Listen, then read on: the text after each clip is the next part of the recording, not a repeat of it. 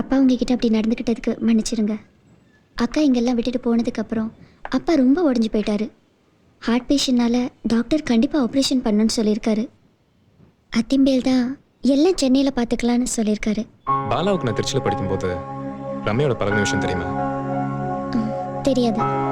Police வந்து கேட்டப்போ கூட எதுக்கு தேவையில்லாமல் உங்களையும் அக்காவையும் பற்றி சொல்லணும்னு சொல்லலை.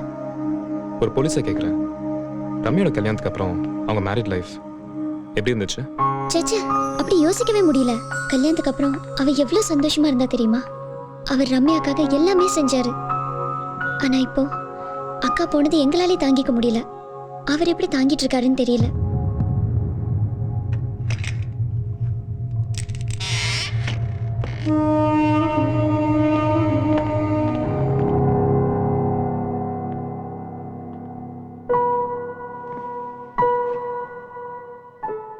அம்மா கொஞ்சம் வெளில இருங்க. அப்பா கூட்டு போங்க. பைத்தியம் என்ன சார் பிடிச்சிருக்கு இவனுக்கு? இவன் எதுக்கா சாவணும்? தப்பு பண்ணது அவ போய் சேர்ந்துட்டான். கேட்டா பிரஸ்டீஜ் அது இதுன்றான். அவளே மானத்தை பத்தி கவலைப்படல. அவளுக்கா இவன் எது கவலைப்படணும்? Not worth it. மற்றவங்க என்ன வேலை சொல்லட்டும் சார், ஆனால் என்னால் முடியல. நடந்து போச்சு, மனசு தைரியமாக வச்சுக்கோங்க அப்படின்ட்டு எனக்கு சொல்ல தெரியல. But things will get better.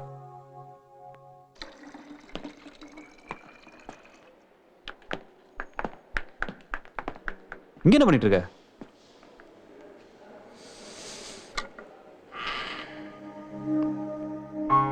Ramya ஃபேமிலியில் இன்னைக்கு ரம்யா இல்லை. உங்கள் அப்பாவுக்கும் உடம்பு முடியல. இப்போ பாலா.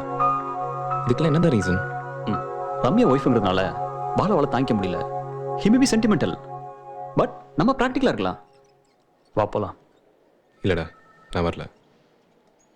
இப்போ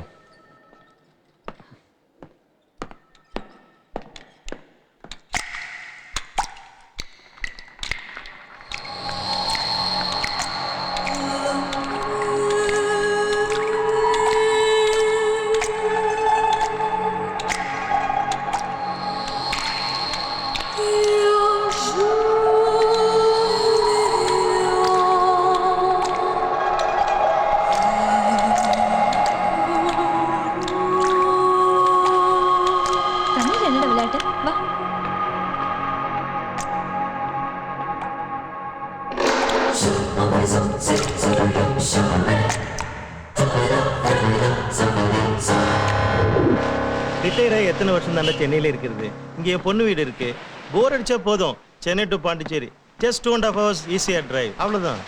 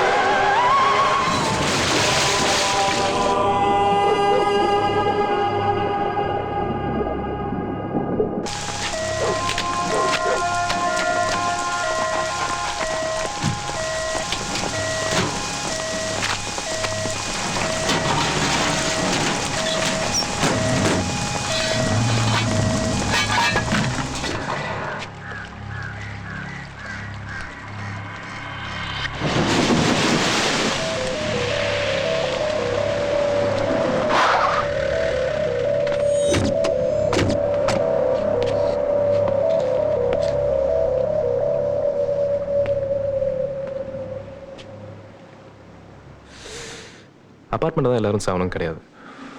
அப்பார்ட்மெண்ட்டில் இருக்கிற குறிப்பிட்ட சில பேர் சாகணும். அதான் கொலைகாரனோட மோட்டிவ். என்ன சொல்ற? சரி விடு. இப்போதைக்கு கொலைகாரனோட பேர் மரணம்னு வச்சுக்கோ. ஆனால் அவனோட ஆயுதம் H2O, வாட்டர்.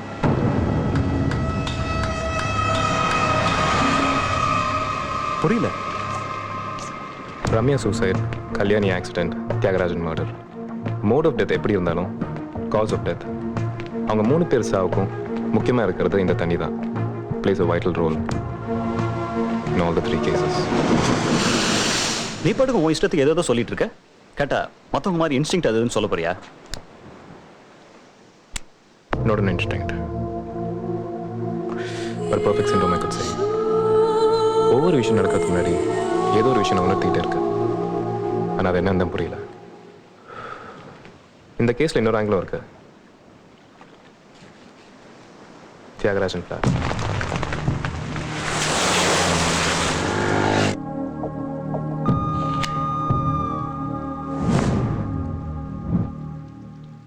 தியாகராஜன் ரம்யா பற்றி கொடுத்த ஸ்டேட்மெண்ட் படி ரம்யாவோட ஆக்டிவிட்டீஸ்லாம் இங்கே தானே நோட் பண்ணியிருக்காரு.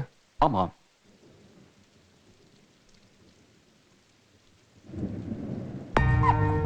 E5, E6 and F6. இத்தனை ஃப்ளாட் இத்தனை பிளாக்ல இந்த அப்பார்ட்மெண்ட்ல சொல்லி வச்ச மாதிரி இந்த 3 ஃப்ளாட்ல வரிசையாக சேர்த்துருக்காங்கன்னா கொலைகாரன் சாரி கொலைக்கு காரணமானவன் இந்த 3 ஃப்ளாட்ல ஏதோ ஒரு ஃப்ளாட்டுக்கு சம்மந்தப்பட்டவன தான் இருப்பான்.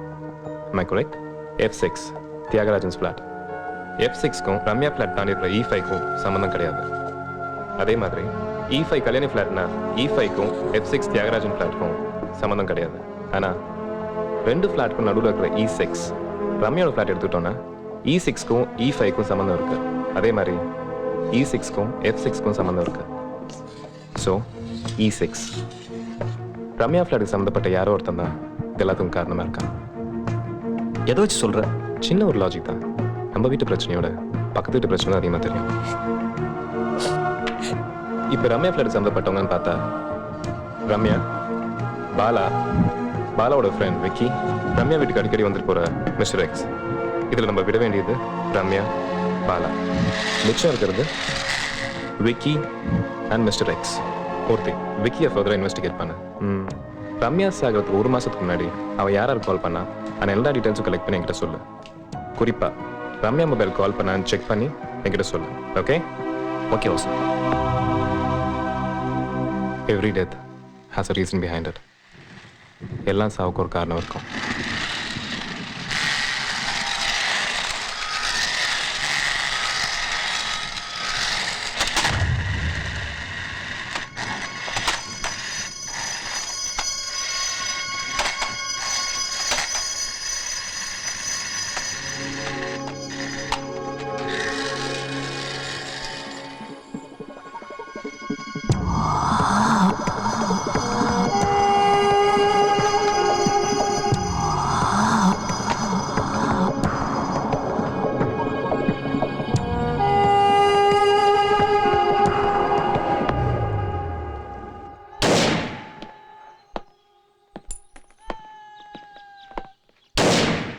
வாசு, விக்கியோட கால் லிஸ்ட் செக் பண்ணதுல அவன் அதிகமாக அவனோட ஆஃபீஸ், வீடு, பாலோட மொபைல் நம்பர், அப்புறம் ஆஃபீஸ் ஸ்டாஃப் ஹேமாவோட மொபைல் நம்பர் இந்த மாதிரி தான் இருக்க தவிர மற்றபடி நம்ம சந்தேகப்படுற மாதிரி எதுவும் இல்லை.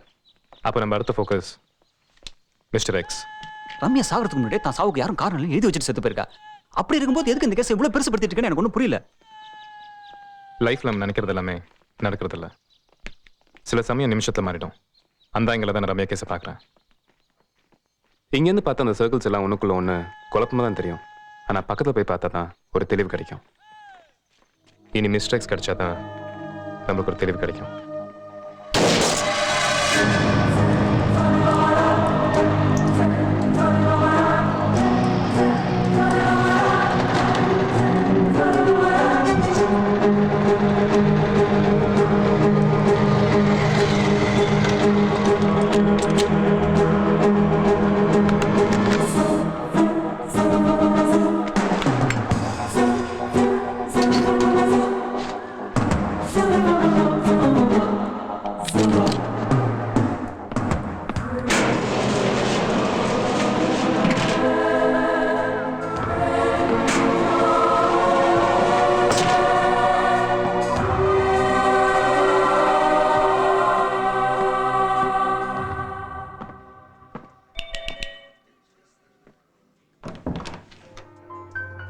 ஹாய்.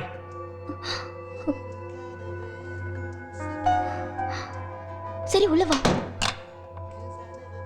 நீ ஏன் இங்க வந்த? உனதான் வர வேண்டாம்னு சொல்லியிருக்கேன்ல. அந்த அக்கா செத்ததுக்கு அப்புறம் போலீஸ் அடிக்கடி வந்துட்டு இருக்காங்க.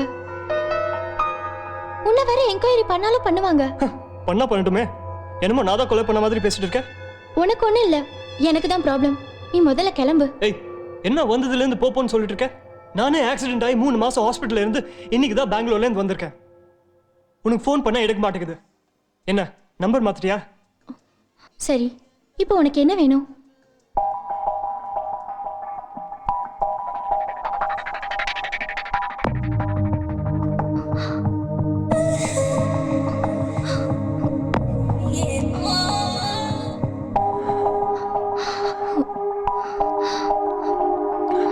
Water please.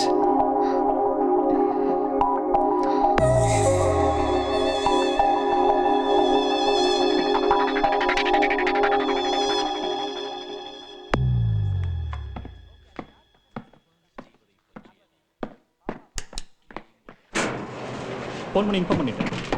எத்தனை மணிக்கு மீட் பண்ண சொன்னாரு? Evening 5 o'clock.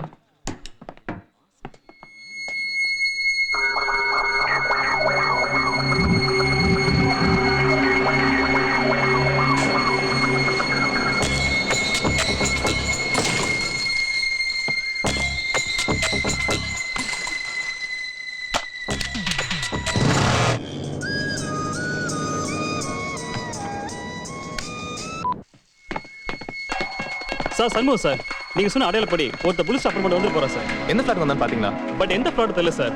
ஆனா கன்ஃபார்மா இ பிளாக் சார். அவனை பிடிச்சிட்டாதீங்க. Just track him down and keep me informed. I'm coming right there. Okay sir, sure. நம்ம தேடிட்டு இருக்க மிஸ்டர் எக்ஸ் கடிச்சிட்டான்னு நினைக்கிறேன். சார் யார் சார் நீங்க? யாரை பார்க்க போனீங்க? என்ன புதுசா? ஆமா புதுசா. வந்து என்ட்ரி போட்டு போங்க. வாங்க போறா. வாங்க.